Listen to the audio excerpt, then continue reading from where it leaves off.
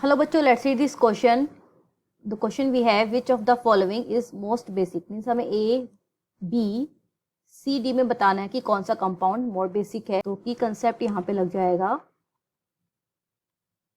Is basicity. देखिए basicity किस पे डिपेंड करती है? Which can easily donate the electron. ठीक है, जो इजीली इलेक्ट्रॉन डोनेट कर सकता है वो उतना ज़्यादा बेसिक होगा, या अवेलेबिलिटी ऑफ इलेक्ट्रॉन जिसकी जितनी ज़्यादा होगी वो उतना ज़्यादा बेसिक होगा, ये भी कह सकते हैं. तो अब हमें जो कंपाउंड्स दिए गए हैं, अगर मैं इसको एक बार रीड्रॉ कर लूँ, यहाँ पे फर्स्ट है हमारा इस तरीके से. तो ये सब क्या है यहाँ पर? 6 मेंबर्ड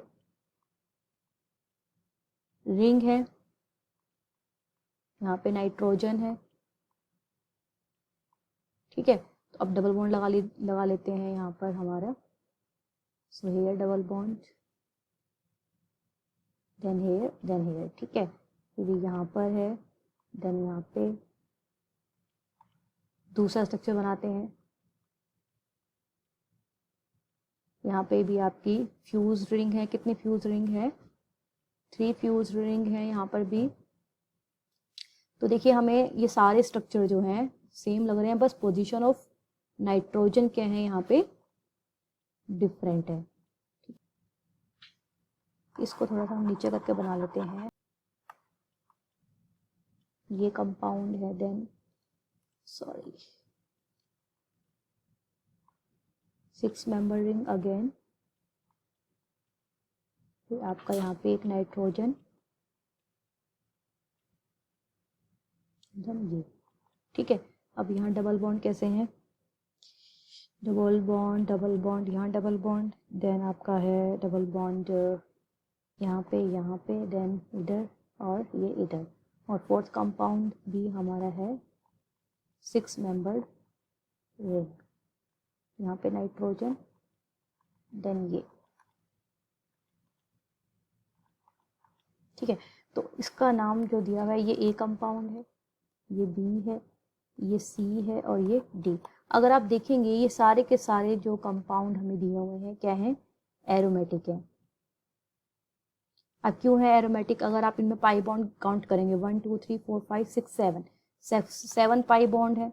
7 पाई बॉन्ड का मतलब क्या हो गया भाई? 14 पाई इलेक्ट्रॉन्स. 14 पाई इलेक्ट्रॉन्स का मतलब ये हकल रूल को फॉलो कर रहे हैं. तो और ये सारे के सारे क्या है? कंजुगेशन में भी हैं. ये क्या है? 14 पाई इलेक्ट्रॉन कॉन्जुगेशन में है. तो इसीलिए ये जो आपकी सारी रिंग्स है वो एरोमेटिक है. यानी कि ये जो नाइट्रोजन पे लोन पेयर, देखो नाइट्रोजन पे आपको पता है 1 लोन पेयर होता है ना. तो ये जो लोन पेयर हैं ये एरोमेटिसिटी में पार्ट नहीं ले रहे हैं. यानी कि ये जो हमारे लोन पेयर है सब पे, ये सब क्या होंगे?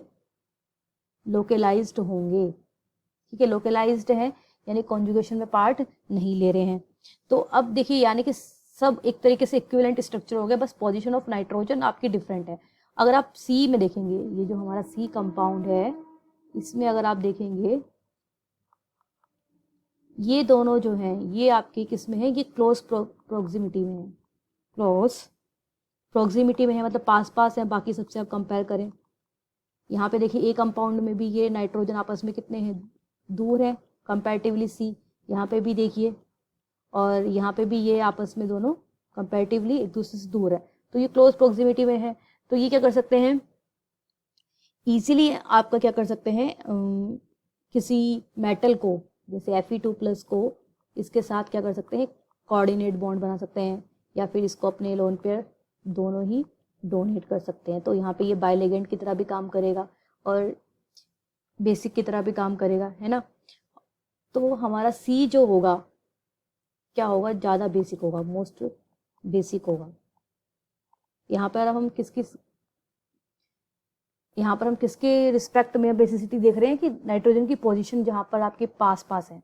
ठीक है, उसके बेसिस पे हम देख रहे हैं. यहाँ पर एक तरीके से हम ये भी देख सकते हैं कि यहाँ पे एक सिस फॉर्म बन रही है. दोनों नाइट्रोजन एक तरीके से सेम है ना, सिस फॉर्म बन रही है. तो वही बात हो गई, क्लोज प्रॉक्सिमिटी में है तो इजीली आपके इलेक्ट्रॉन अपने शेयर कर सकते हैं किसी भी इलेक्ट्रॉन डेफिशिएंट स्पीसीज के साथ, इसलिए ये मोस्ट बेसिक हो गया. सो ऑप्शन सी